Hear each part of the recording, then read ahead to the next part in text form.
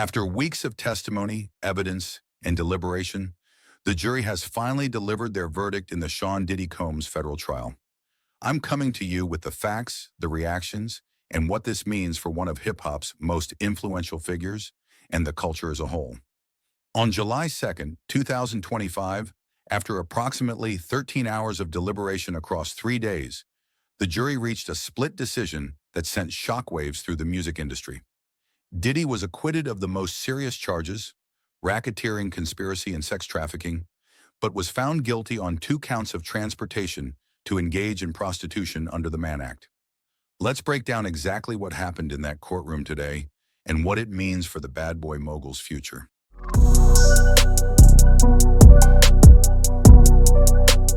The prosecution had built their case around 5 counts against Combs: 1 count of racketeering conspiracy, 2 counts of sex trafficking, and 2 counts of transportation to engage in prostitution.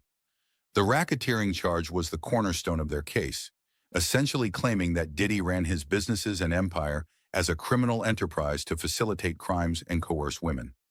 This was the charge that reportedly stumped jurors during deliberations, with the jury initially telling the judge they couldn't reach consensus on this count while agreeing on the other 4. In the end, the jury found Diddy not guilty of Count 1, racketeering conspiracy, which could have carried a life sentence; Count 2, sex trafficking of Cassie Ventura; Count 4, sex trafficking of the woman known as Jane, but they found him guilty of Count 3, transportation to engage in prostitution related to Cassie Ventura; Count 5, transportation to engage in prostitution related to Jane.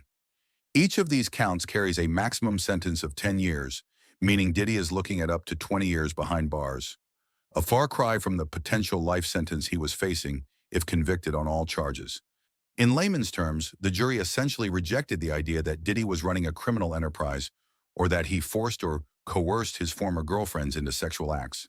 However, they did believe that he transported male escorts across state lines to engage in sexual activities with his girlfriends, a violation of the Mann Act, which has been used in federal prosecutions since 1910. The moment the verdict was read, the tension in that courtroom was palpable. According to reporters present, Diddy had his hands clasped in his lap as the verdict reading began. When not guilty was announced for the racketeering conspiracy charge, he put his head in his hand. He did a subtle fist pump when he was cleared of the final sex trafficking charge. After the verdict, Diddy faced the courtroom gallery and clapped. He then knelt down in front of his chair, bowed his head as if in prayer. When he stood up, he faced his family with a beaming expression, saying, "Thank you. Love you, Mom. I love you. I love you. I love you." His family and supporters erupted into applause. Some family members were seen wiping tears from their eyes. The defense team exchanged hugs as the family section started chanting "Dream Team" to the lawyers. Diddy's mother, Janice Combs, and his 6 eldest children were present in court throughout the trial, showing unwavering support. After the verdict, Janice Combs was seen outside the courthouse, waving to a roaring crowd of supporters and blowing kisses to fans. The scene outside the courthouse was chaotic, with supporters celebrating in unusual ways, including some spraying baby oil into the crowd, a reference to testimony about Diddy's alleged use of baby oil during the freak-offs that were central to the case. The jury's path to this verdict wasn't straightforward. They deliberated for approximately 13 hours over 3 days, and at one point seemed deadlocked on the racketeering charge. On Monday, the first day of deliberations, the jury sent a note asking for clarification about drug distribution, specifically whether a person who hands someone drugs is considered a distributor if the recipient asked for the substance. This was significant because drug distribution was one of the predicate crimes the prosecution alleged as part of Diddy's criminal enterprise. By Tuesday afternoon, the jury sent a note saying they had reached a verdict on 4 counts, but couldn't agree on the racketeering charge. The judge instructed them to continue deliberating and to keep an open mind. The jury also requested transcript excerpts about specific incidents, including the 2016 Intercontinental Hotel assault involving Cassie Ventura, surveillance footage of which was previously released by CNN, and an incident at the Essex House Hotel. They also asked for testimony about an incident at the Cannes Film Festival where Ventura claimed Diddy kicked her off a yacht without her belongings and later threatened to release a sex tape. These requests gave insight into what the jury was focusing on during their deliberations. By Wednesday morning, they had reached their final verdict on all 5 counts. So what happens next for Diddy? Immediately after the verdict, his defense team, led by attorney Mark Agnifilo, asked the judge to release Combs on bail until sentencing. Agnifilo argued that Diddy should be released on appropriate conditions, given his acquittal on the most serious charges. Agnifilo told the judge, "Mr. Combs has been given his life by this jury," and said Combs would be nothing short of a fool if he violated any conditions set by the court. The defense proposed that Diddy return to his Miami home with a $1 million bond. Prosecutor Maureen Comey opposed the motion, arguing that the trial showed evidence of extensive abuse and prolific drug use, and that Combs continued to commit a litany of crimes even after he knew he was under investigation. She confirmed the government intends to seek incarceration and reminded the court that Combs still faces up to 20 years in prison. In a dramatic development reported by TMZ just hours after the verdict, Cassie Ventura submitted a letter to the court requesting that the judge not allow Diddy to be released on bail. According to TMZ, Cassie expressed serious concerns about her safety, stating she was worried about what Diddy might do to her if he were released. The Express reports that Cassie's lawyer, Doug Wigdor, wrote in the letter that Ms. Ventura believes that Mr. Combs is likely to pose a danger to the victims who testified in this case, including herself, as well as to the community. A friend of Cassie's, Deontay Nash, also submitted a letter expressing grave concerns over Diddy's potential release, stating he posed a danger to the public and to individuals who came forward.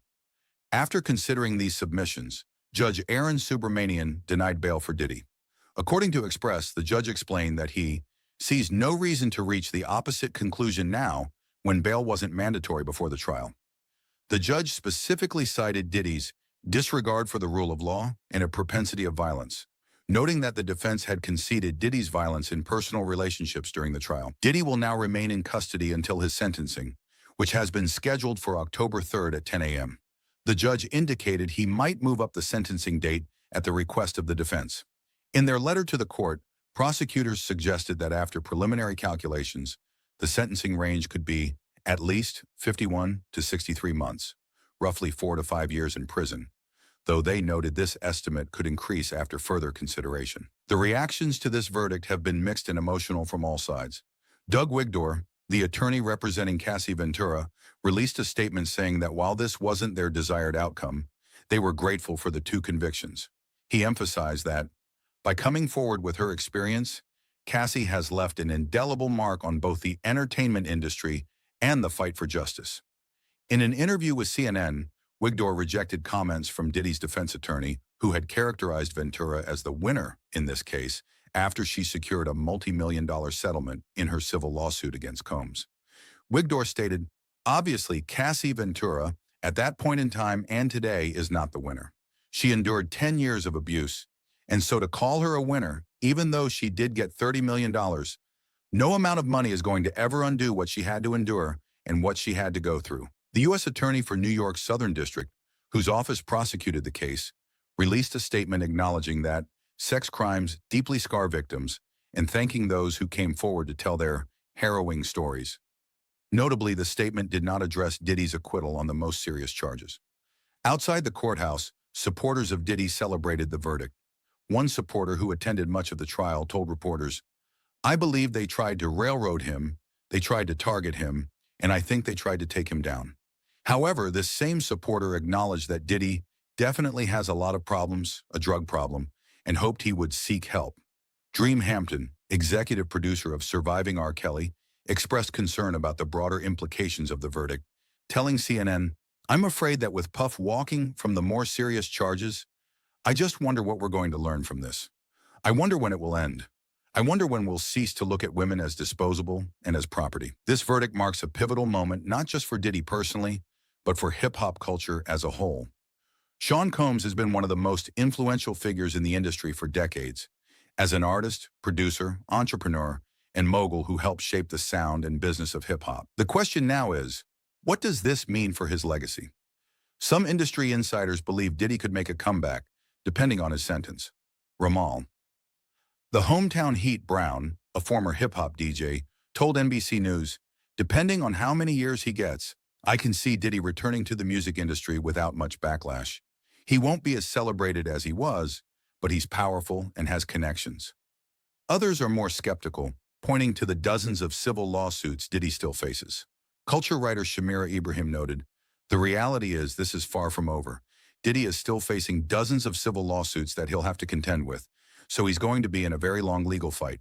The biggest impact from the case is how eyes were opened to how Diddy weaponized his position in the music industry to abuse women and put people into insecure positions, and that won't go away anytime soon. This case has forced the hip-hop community to confront difficult questions about power, accountability, and the treatment of women in the industry.